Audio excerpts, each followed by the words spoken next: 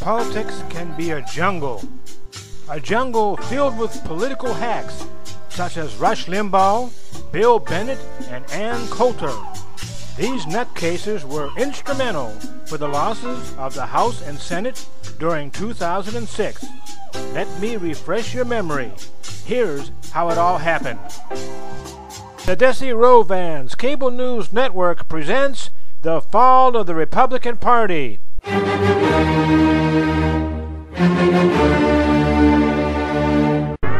The Republicans have a failed Iraq policy that includes this country will stay the course. My message is that we will stay the course.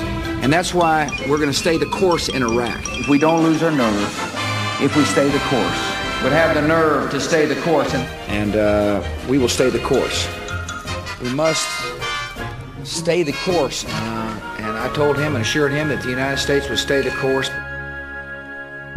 The polls show the Republicans are behind, and some have suggested that it's over. It's over. One reason for the Republicans' despair is Rush Limbaugh's outlandish comments about Michael J. Fox's bout with Parkinson's disease. Rush, since you are an expert on drugs, how did you get started in taking drugs? One pill makes you larger, and one pill makes you small, and the ones that mother gives you don't do anything at all. Rush, at this stage of your treatment, how do you feel? Well, bless my soul, what's wrong with me? I'm itching like a man on a fuzzy tree. My friends say I'm acting wild as a bug. I'm all shook up. Rush, what was your first reaction when the press reported your drug addiction? At last. And I'm busted. In the past, you've strongly suggested that people that purchase illegal drugs should be jailed. What do you think about this issue now? Oh, dang me,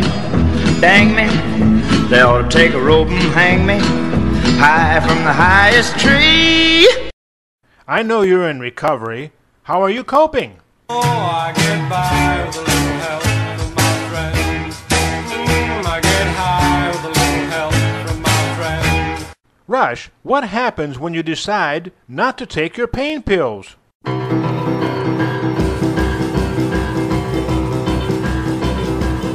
Come on over, baby, whole lot of shaking going on. Do you ever feel any sense of paranoia? They're coming to take me away, ha-ha. They're coming to take me away, ho-ho, hee-hee, ha-ha. To the funny farm where life is beautiful all the time. And I'll be happy to see those nice young men in their clean white coats. And they're coming to take me away, ha-ha. Rush, you've been accused of doctor shopping. What do you say to your accusers? No, it ain't me, babe. What will you say if you're convicted of doctor shopping? I broke the law and the law won. I broke the law and the law won. And finally, Rush, have you considered any alternative sources of therapy? Scotch and soda.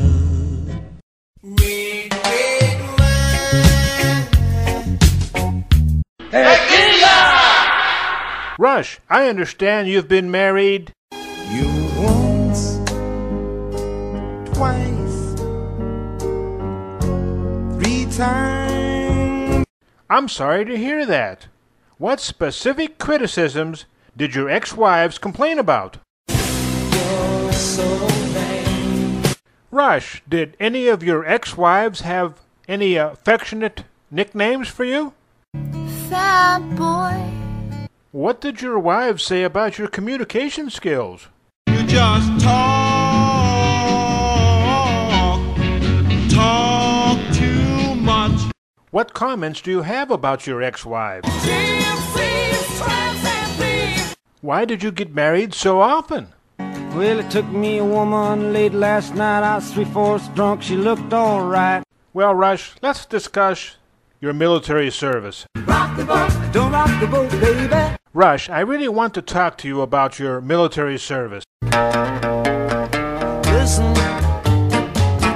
do you want to know a secret? Rush, everyone knows that you didn't serve. That's no secret.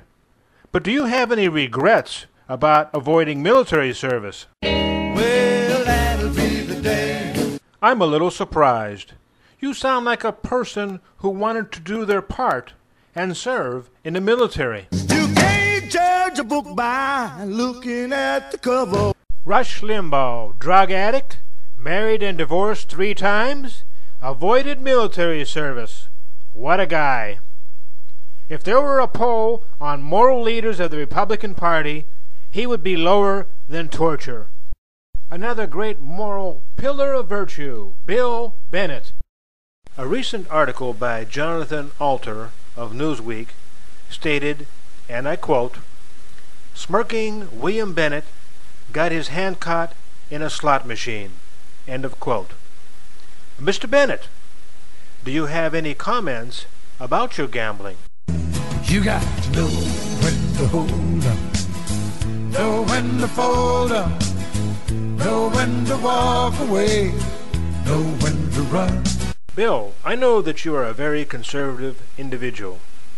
If Rush Limbaugh receives a prison sentence for his alleged illegal drug purchases, when do you think he should be released? In the year 2525. Bill, since Rush is a fellow conservative, don't you think your assessment is particularly harsh? You can stand me up at the gates of hell, but I won't back down.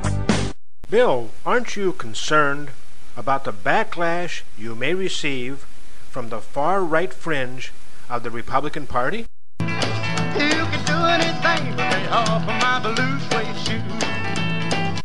To eliminate any gender prejudices, it's time to introduce our next guest, the charming and delightful Ann Coulter. Ann's latest book charges that all liberals are guilty of treason.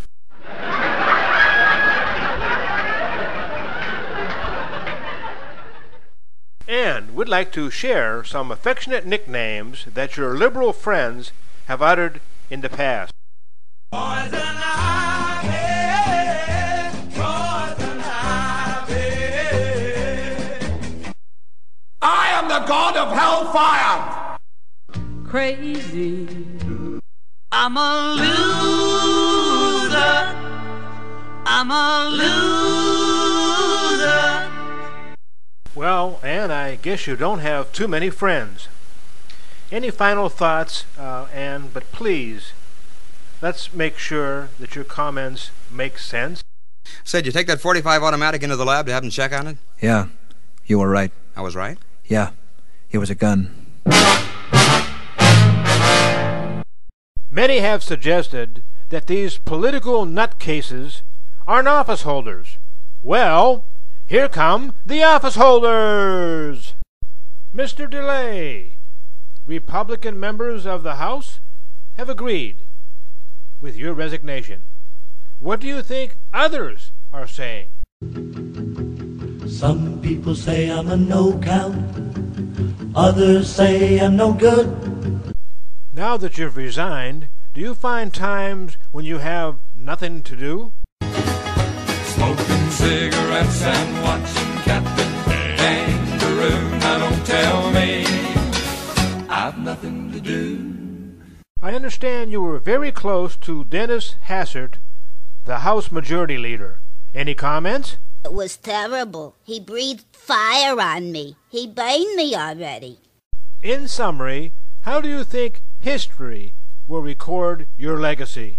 Tom DeLay, today's worst person in the world.